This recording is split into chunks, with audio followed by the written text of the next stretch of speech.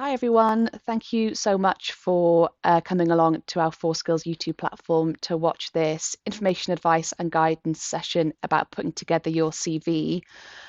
Please do have a look around the platform to see other videos that me and some colleagues from my team have recorded, all about applications, opportunities of Channel 4.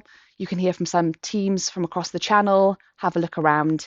It's also worth noting that my colleague Stephen did a longer session on putting together your CV and LinkedIn profile. So if you're interested in finding out more, please do head over to that specific video. So today will be a quick whistle-stop tour in putting together your CV. Here at Channel 4, with any application that you might be submitting, you will always need to attach your CV. So whether you're looking to create one for the first time, whether you've got one already made that needs a bit of a refresh, hopefully this session will be helpful with both those things. So an effective way to think about how to put together a CV is actually looking at a bad example of a CV, which we have here. Here we have candidate's CV, and I think we can all agree when you first look at the CV, it looks pretty awful, pretty jarring. It's all over the shop, and I'll run through why. So we've got candidate's name on the top right, which is off center. That should be in the middle. We've also got it in a pretty funky font. I think that's word art, which we would advise against. You can actually see throughout this entire CV that candidate has used a variety of a variety of fonts rather, in different colours and different sizes with no real consistency. I definitely encourage you to stick to no more than 1 to 2 fonts and in the same colour as well. We've also got candidate's photo here. There's really no need for a photo on a CV unless perhaps you were applying for a role which specified that a photo was needed on the CV. For example, maybe an acting job or a modelling job, something like that. But certainly for applying to a Channel 4 role, we wouldn't require a CV, an image, sorry. This is something that could open up to discrimination or bias, so best not to include a photo. We also have some things listed on the left-hand side, which again don't need to be included. So we don't need to know your date of birth. This is a personal characteristic, and again, not something that we will need to know. Additionally, coming into that personal characteristic, we don't need to know your marital status. We actually do see this a lot on CVs, and is something that isn't necessary. Great, the candidate has included her phone number. Make sure this is an up-to-date number that we can actually contact you on. This is the main way, alongside emailing, that recruiters will contact candidates to maybe talk through the next stage of the recruitment process, ask any follow-up questions that aren't clear from a CV or an application. So do make sure that's up to date.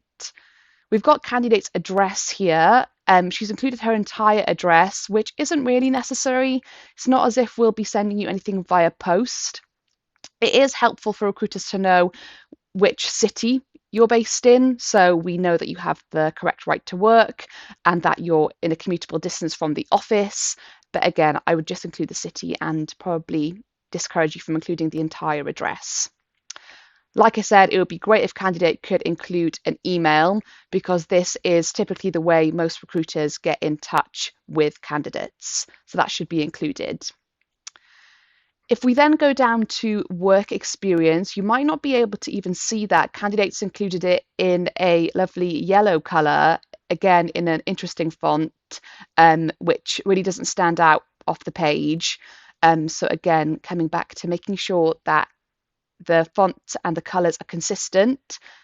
Really, for a recruiter, making a CV as clean and accessible as possible is the best way to go. We want to look at this and get a really easy, quick snapshot of who you are, your experience to date, what you might be looking for.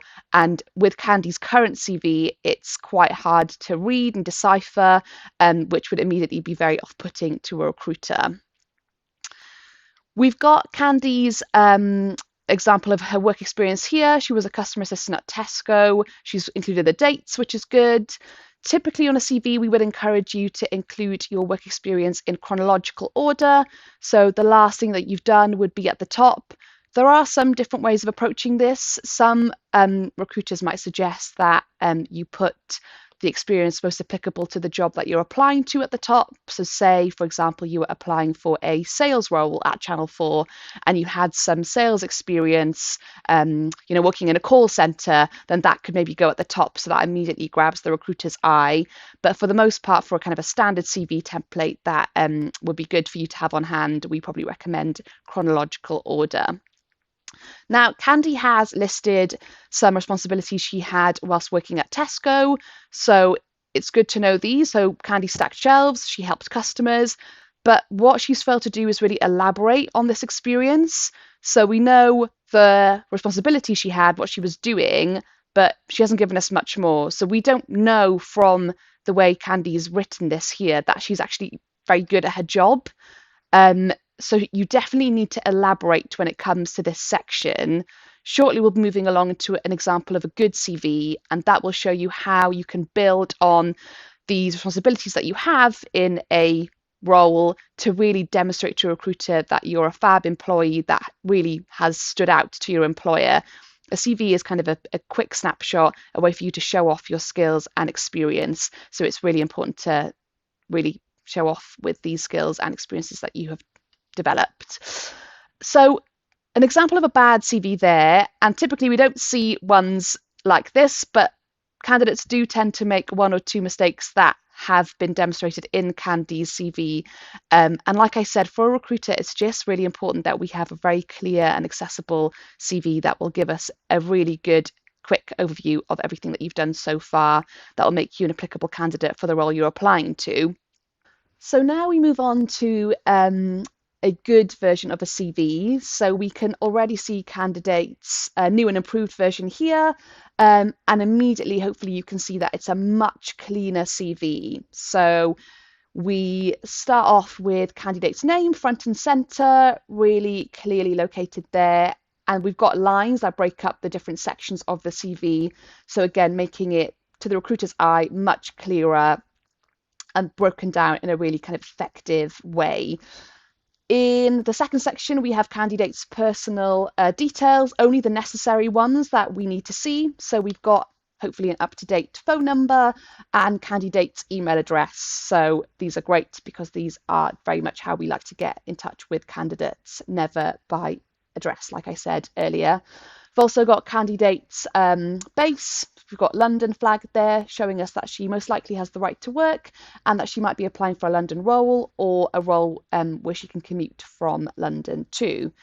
Candidates included her pronouns here. These are optional, very much up to you whether you'd like to include these. It can be helpful to a recruiter if you have a name that isn't it's kind of gender normative, perhaps.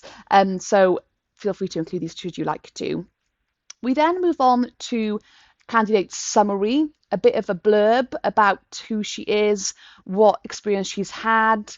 And this is a really helpful way for us to get a very quick high-level summary, a snapshot, if you like, of what candidates have been doing work-wise for the past couple of years. So we've got candidate is passionate about providing excellent customer service experience and has over 2 years experience in fast-paced customer-facing roles. In addition to this, she has 4 years of providing guidance and mentoring to vulnerable youth. So immediately we've gained quite a bit of information about Candy just from that blurb. It's worth noting, if you're applying to early careers opportunities at Channel 4, feel free to include not only your work experience, but also anything extra you might do, such as volunteering, such as sports teams, anything at school or college. We appreciate you might not have bags of work experience, and that's absolutely fine. What we're really looking for these entry-level roles are transferable skills. So, for example, Candy has been volunteering at Brookside Youth Group as a squad leader since 2018. This shows to us that Candy is a pretty diligent person, that she's managed to keep up her part-time work alongside volunteering for quite a number of years. She's a squad leader, which is impressive. It means that she has taken on that leadership responsibility and manages, like I said, conflicting priorities, which are all things that could be very good for office life. So do keep in mind that we're looking for all sorts of experience, not just work experience. You can also see here the work experience section. In the bad version of the CV, Candy hadn't elaborated at all. She had just listed responsibilities, which didn't give us much to go on as recruiters. Whereas here, Candy's doing a better job of essentially showing off. She said, awarded Employee of the Week 3 consecutive weeks due to outstanding customer service. This shows to us that Candy really goes above and beyond in her role by gaining Employee of the Week, which is impressive to see, and that's 3 consecutive weeks. So she's kind of maintained that high level of customer service. Also, Candy increased sales of frozen treats by 20% by relocating seasonal signage. So that shows to me as a recruiter that Candy has taken real initiative. She's business minded, and by doing this relocation of the seasonal signage, and as a result, increasing the sales of frozen treats by 20%.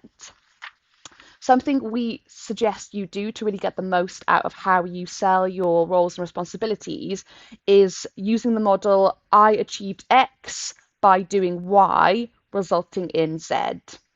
That can be a really good way of elaborating on your points and giving a very comprehensive answer and overview. So that was a bit of a whistle-stop tour of how you might go about approaching your CV. And just for this final slide, just a few more tips to help you think about what might make a really effective CV. So unfortunately, applying to jobs takes quite a bit of time, especially if you're applying to different types of roles. So you will need to tailor your CV accordingly to the job you're applying for. So if you're applying to CVs in different industries, for example, you might choose to rejig your CV around a bit to make sure that you're highlighting the skills and experiences that the job description that you're looking at, that you're answering that in your CV. Unfortunately, you can't just send a blanket CV out to all these different roles. Recruiters will take one look and think, well, they haven't really demonstrated how they meet our job description specifically. So it will always be a case of going back to your CV and rejigging it accordingly based on the job description, which I recommend you always read through the job description really thoroughly to really find out what they're looking for, what key skills, what key competencies, what kind of experiences, and then linking that back to what you've done in your personal lives. Like I mentioned, do elaborate on points when listing roles and responsibilities in an effective way. So the model of highlight your achievement with the format I achieved X by doing Y, resulting in Z.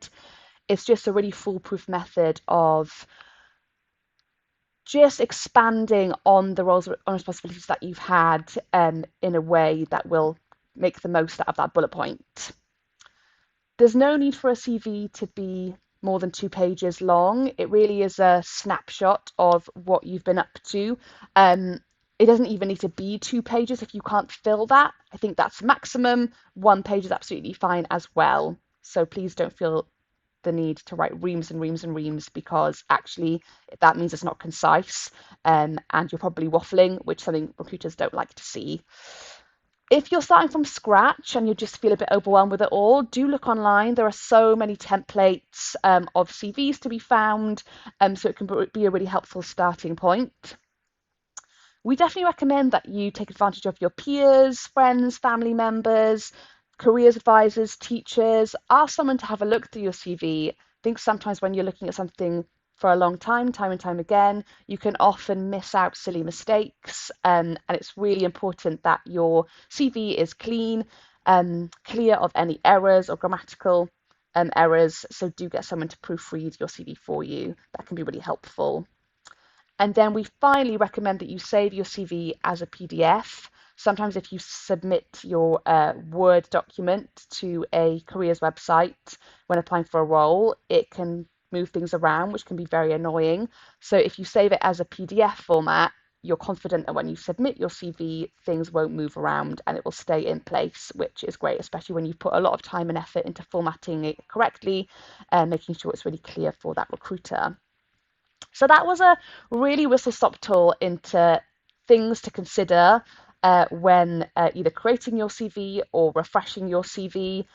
CVs are always a bit of a work in progress. As you gain more experience, of course, you'll be going back to it, rejigging it, adding to it. But it's really helpful to have an up-to-date CV on hand. So if you see that dream job, you've got a really helpful starting point. Like I said, my colleague Stephen did a slightly longer session on this, which can be found on this 4Skills YouTube platform. So should you want to find out more about creating a CV and a LinkedIn profile, head over to that recording.